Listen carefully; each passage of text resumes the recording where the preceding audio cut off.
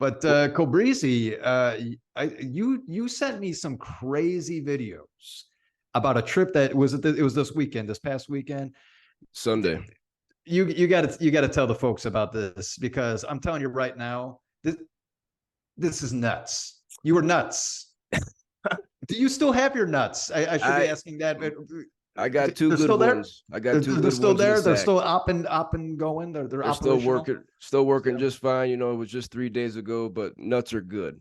You might want to get a physical, man. You gotta let that doc cup it and let you cough. You know, It's been a while. It's been a while for a physical for me. It's been a while. Same here. Since basketball, back in high school. Yeah, I haven't had a doctor feel my nuts in a long time. But the reason we're talking about nuts right now,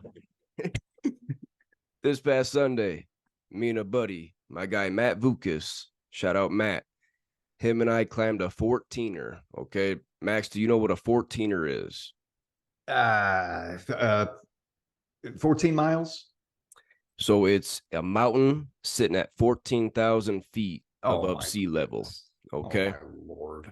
So I had to do a little research myself, but most of America's 14ers reside here in Colorado. I think there's 58 of them, but there are actually some in California, Washington, and Alaska. So this Sunday we did Mount Blue Sky. Now people out there, Mount Blue Sky. It was just renamed, formerly known as Mount Evans. Okay.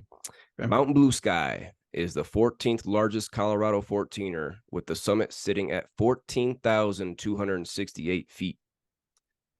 Like I said, my guy Matt Vukas, he came early to the house, picked me up. We got there early, got there as the sun was coming up, probably about 7.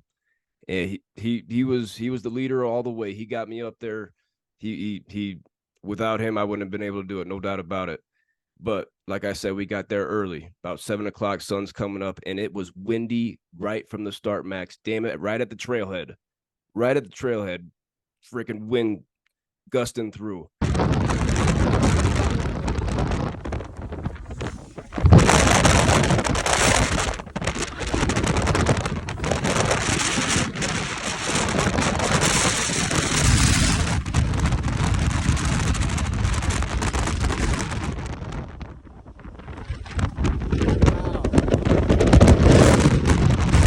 Max, it got down to 10 degrees with the wind chill.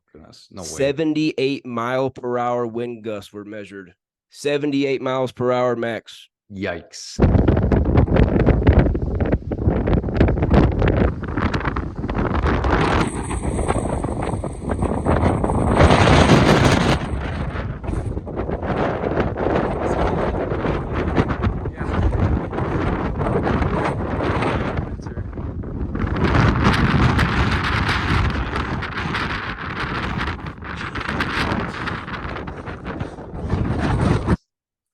This route was super tough to follow because of the fog and the cloud and the winds.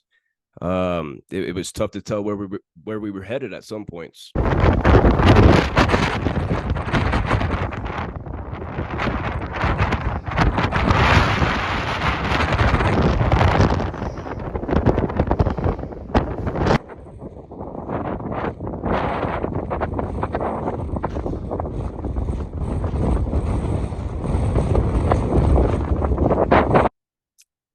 There was also a good amount of snow and ice that made it difficult, made it slippery.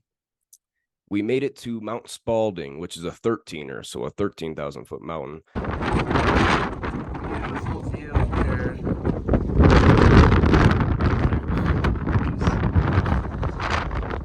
13er Mount Spalding. And a bunch of people were hanging out there, and this is where everybody like usually stops and goes back.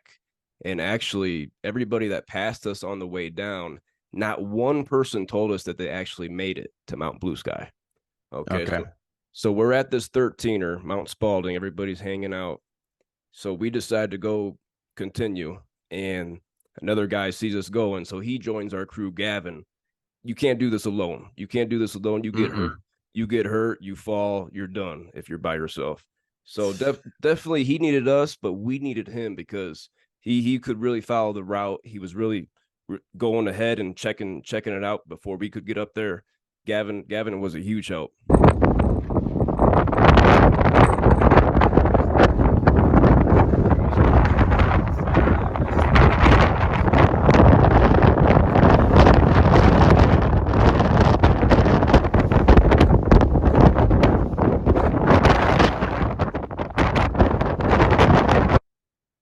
But we found out why nobody was going past Mount Spalding because of the wind.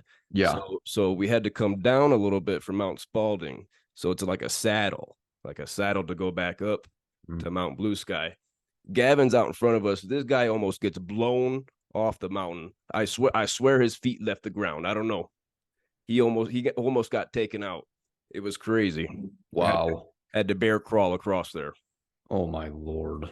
So the summit of Mount Blue Sky was actually up this treacherous cliff. Okay.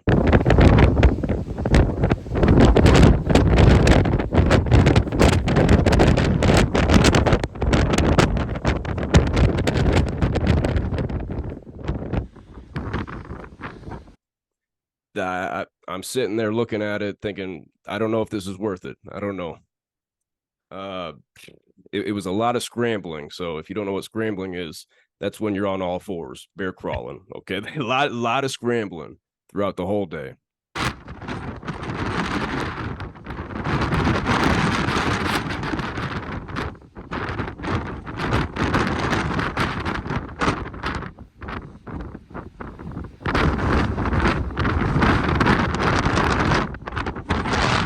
But damn it, Max, we had that summit fever. There was nothing going to stop us from getting up there. Oh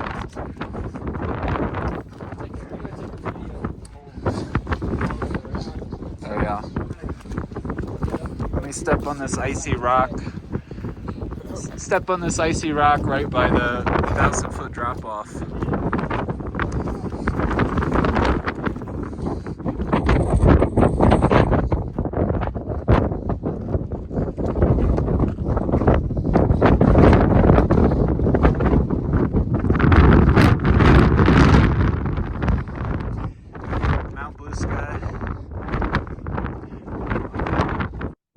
We made it to the top.